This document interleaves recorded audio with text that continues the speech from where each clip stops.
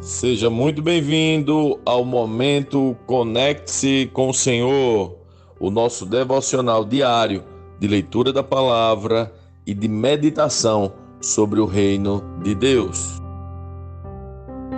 Vamos ao capítulo 13 de Atos dos Apóstolos.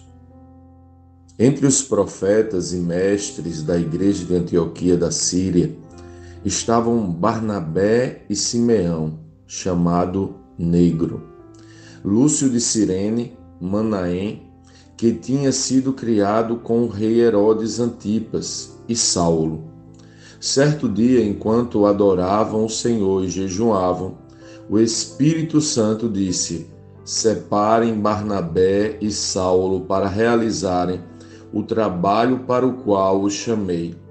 Então, depois de mais jejuns e orações, impuseram as mãos sobre eles e os enviaram em sua missão. Enviados pelo Espírito Santo, eles desceram ao porto de Seleucia, de onde navegaram para a ilha de Chipre.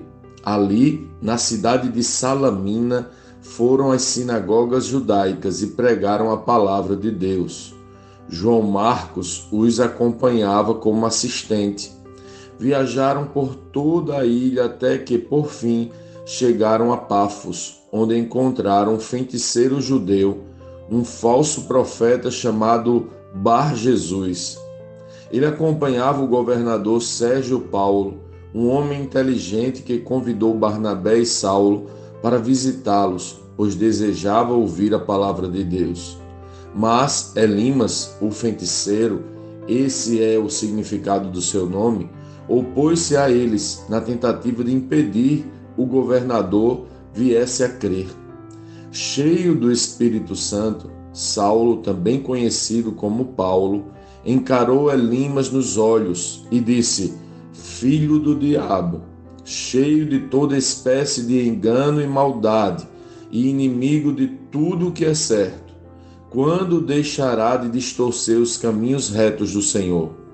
Preste atenção, pois o Senhor colocou a mão sobre você para castigá-lo, e você ficará cego, sem conseguir ver a luz do sol por algum tempo.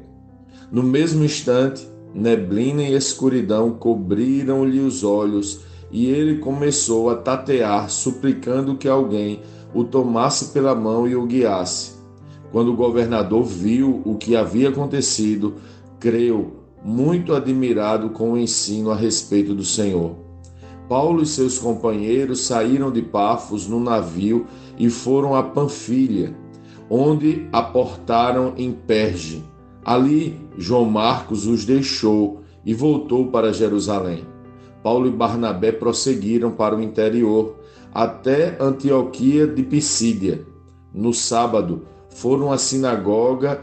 Depois da leitura dos livros da lei e dos profetas, os chefes da sinagoga lhes mandaram um recado: irmãos, se vocês têm uma palavra de encorajamento para o povo, podem falar.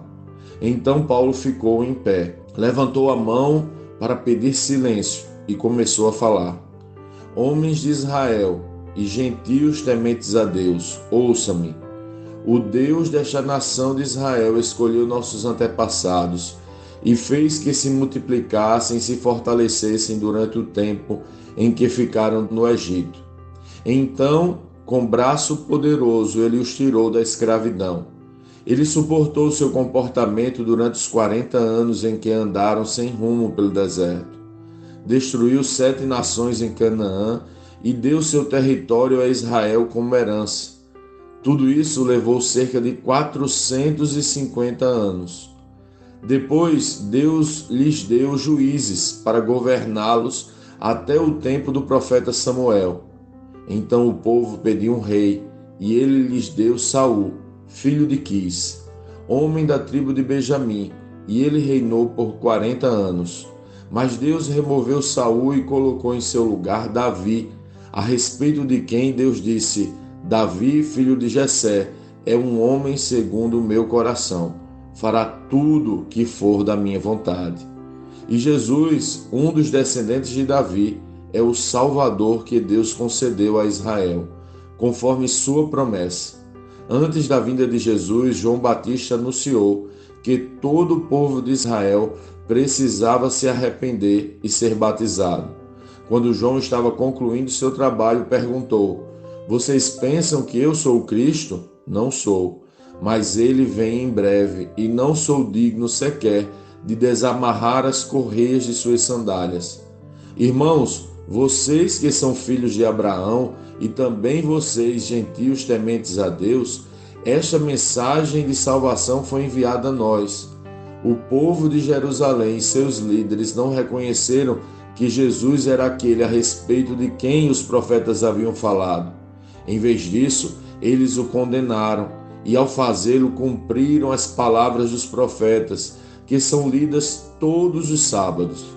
Não encontraram motivo legal para executá-lo, mas ainda assim pediram a Pilatos que o matasse. Depois de cumprirem tudo o que as profecias diziam a respeito dele, eles o tiraram da cruz e o colocaram no túmulo. Mas Deus o ressuscitou dos mortos. E por muitos dias ele apareceu àqueles que o tinham acompanhado da Galiléia para Jerusalém. Agora eles são suas testemunhas diante do povo. Estamos aqui para trazer a vocês esta boa nova. A promessa foi feita a nossos antepassados e agora Deus a cumpriu para nós, os descendentes deles, ao ressuscitar Jesus. É isto que o segundo salmo diz a respeito dele: Você é meu filho, hoje eu gerei. Pois Deus havia prometido ressuscitá-lo dos mortos, para que jamais apodrecesse no túmulo.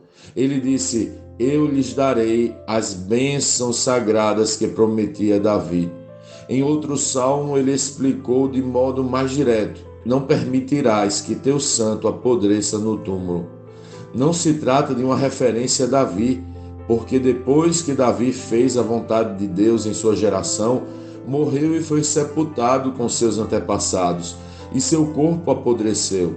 É uma referência a outra pessoa, a alguém a quem Deus ressuscitou e cujo corpo não apodreceu. Ouçam, irmãos, estamos aqui para proclamar que por meio de Jesus há perdão para os pecados. Todo o que nele crê é declarado justo diante de Deus, algo que a lei de Moisés jamais pode fazer. Por isso, tomem cuidado para que não se apliquem a vocês as palavras dos profetas. Olhem, zombadores, fiquem admirados e morram, pois faço algo em seus dias, algo em que vocês não acreditariam, mesmo que lhes contassem. Quando Paulo e Barnabé estavam saindo da sinagoga, o povo pediu que voltassem a falar dessas coisas na semana seguinte. Muitos judeus e gentios devotos convertidos ao judaísmo seguiram Paulo e Barnabé, que insistiam com eles para que continuassem a confiar na graça de Deus. No sábado seguinte, quase toda a cidade compareceu para ouvir a palavra do Senhor. Quando alguns dos judeus viram as multidões, ficaram com inveja, de modo que difamaram Paulo e contestavam tudo o que ele dizia. Então Paulo e Barnabé se pronunciaram corajosamente, dizendo: Era necessário que pregássemos a palavra de Deus primeiro a vocês, judeus. Mas uma vez que vocês a rejeitaram e não se consideraram dignos da vida eterna, agora vamos oferecê-las aos gentios.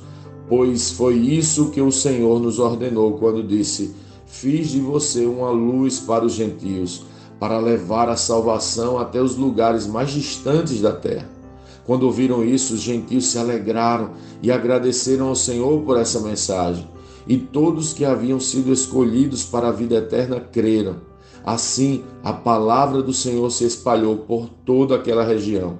Então os judeus, instigando as mulheres religiosas influentes e as autoridades da cidade, provocaram uma multidão contra Paulo e Barnabé e os expulsaram dali. Eles, porém, sacudiram o pó dos pés em sinal de reprovação e foram à cidade de Icônio, e os discípulos estavam cheios de alegria e do Espírito Santo. Lendo este capítulo de hoje, nós precisamos responder: como Cristo lê esse texto, o que aprendemos nele e que aplicações práticas esse texto deve trazer para as nossas vidas.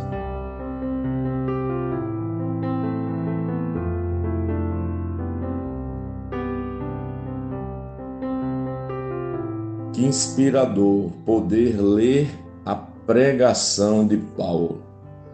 Eu me imagino no meio daqueles homens ouvindo essa mensagem. Lucas é muito preciso em seu relato. Nesse relato, Paulo enxerga e revela Cristo no Antigo Testamento, na Nova Aliança.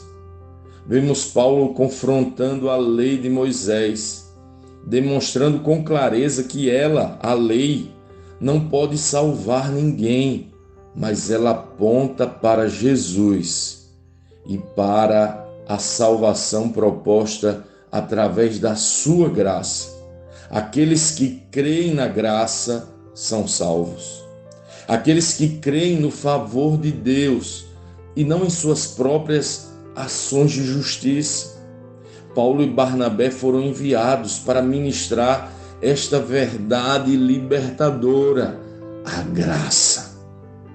Esse envio missionário é muito educativo quanto à estrutura da igreja daquela época. Isso me deixa muito interessado e curioso, pois penso que estas estruturas eclesiásticas de hoje são bem diferentes. Paulo e Barnabé estavam em Antioquia. Nós vimos no capítulo passado que eles foram àquela cidade para discipular e ensinar os novos convertidos.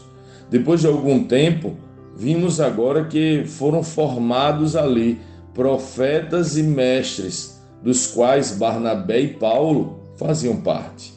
São estes profetas e mestres que foram levantados, que estão juntos em oração e jejum quando o Espírito Santo fala com eles.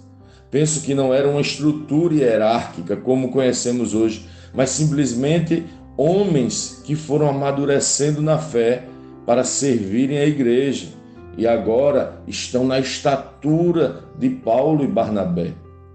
E estes homens, em oração e jejum, ouviram o Espírito Santo e enviaram Barnabé e Paulo para a sua viagem missionária, onde eles apresentaram a graça de Cristo para judeus e gentios de várias cidades. Quando foi a última vez que você esteve reunido com irmãos maduros em oração e jejum para simplesmente ouvir o Espírito Santo? Algumas pessoas dizem que não conseguem ouvir o Espírito Santo, mas será que nossa aplicação em ouvi-lo é a mesma daquela igreja? Muitos de nós jejuam para alcançar uma bênção. Quando oram para obter um milagre.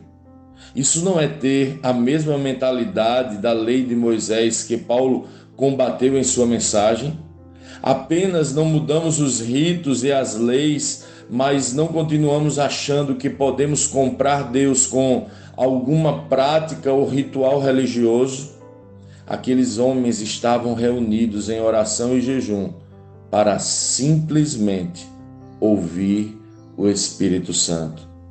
E o Espírito Santo os direcionou e eles obedeceram.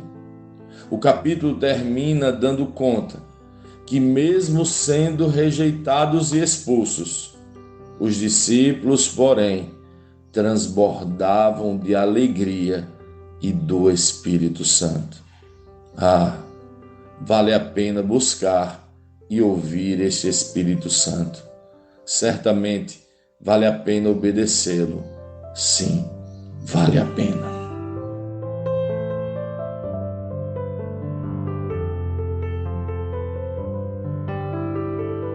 Sim, que bom ter você neste devocional e poder compartilhar o Evangelho. Mas, como sempre dizemos, o texto de hoje e o texto de cada dia tem muito mais para oferecer, muito mesmo. Nosso objetivo aqui é te influenciar a parar um pouco e ler o texto bíblico, pois acreditamos que 5 minutos de vida na palavra podem transformar completamente uma vida. Que Deus te abençoe. Leia, medite, comente, pergunte e adore o Senhor no seu lugar secreto. Conecte-se com o Senhor.